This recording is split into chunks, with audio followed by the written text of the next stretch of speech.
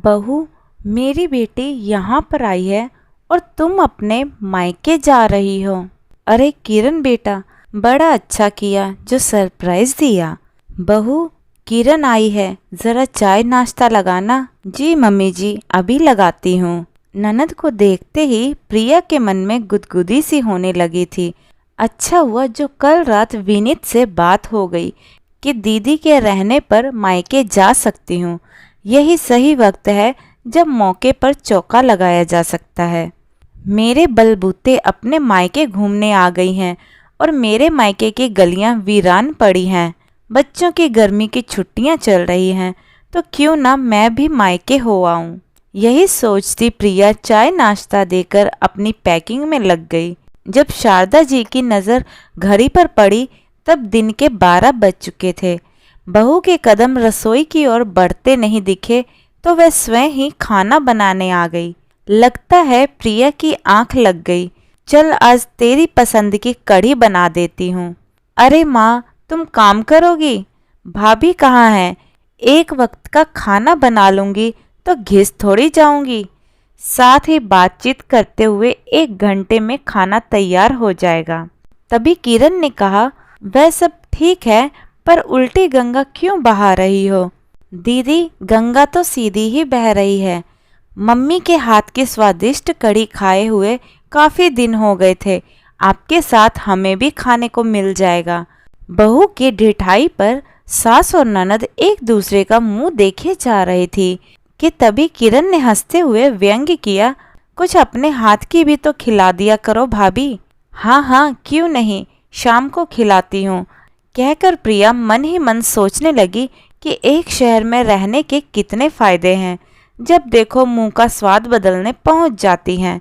खाना खाने के बाद माँ बेटी अपनी बातों में मशगूल हो गई। कब दिन ढल गया, कब शाम हुई, पता भी नहीं चला। तभी कटे तरबूज के प्लेट के साथ प्रिया दाखिल हुई। वाह बहू, बड़ा अच्छा किया, फल ले आई। मगर मुझे चाय पीनी है भाभी, किरण ने कहा। इतनी गर्मी में चाय कौन पीता है? फल खाइए, मन ठंडा रहेगा। इस 2 टूक जवाब के बाद किरण की बात मुंह में ही रह गई। अच्छा भाभी, शाम हो गई है, अब निकलती हूँ। आई है तो आराम से 1-2 दिन रुक जाइए दीदी। अरे नहीं, ऐसे कैसे रुक सकती हूँ? मेरा भी तो घर परिवार है, जिम्मेदारियाँ हैं। कैसी जिम्मेदारियाँ? बच्चे तो हॉस्टल में हैं, दिन भर अकेली ही रहती हैं आप। जीजा जी को यहीं बुला लीजिए। ऐसे भी बहुत समय से आप सबने फैमिली टाइम नहीं बिताया है। माँ पापा को भी बहुत अच्छा लगेगा। और हाँ दीदी, मैंने पनीर और क्रीम मंगाकर फ्रिज में रख दिया है। रात के खाने में मलाई कोफ्ते बना लीजिएगा। विनीत को आपके मलाई कोफ्ते बहुत पसंद आते हैं। बहू, ऐसे कैसे काम करने को बोल रही हो? किरण तुम्हारी ननद है। अरे नहीं माँ जी, मैं तो उनका सम्मान कर रही हूँ। इस घर पर दोनों भाई बहन का बराबर का अधिकार है, तो कर्तव्यों के निर्वाह से परहेज कैसा? उसका मन भी तो करता होगा पहले की तरह ही अपने परिवार के साथ रहने का। 2 दिन साथ रहकर कितनी खुश हो जाएंगी। शारदा जी बहू के दलील के आगे हतप्रभ ही रह गई। अच्छा दीदी, मैं अपने मम्मी पापा से मिल आती हूँ, तब तक आप यहाँ अपने मायके में आराम फरमाइए। आराम? आए थे हरि भजन को ओटल लगे कपास वाला हाल हो रहा था।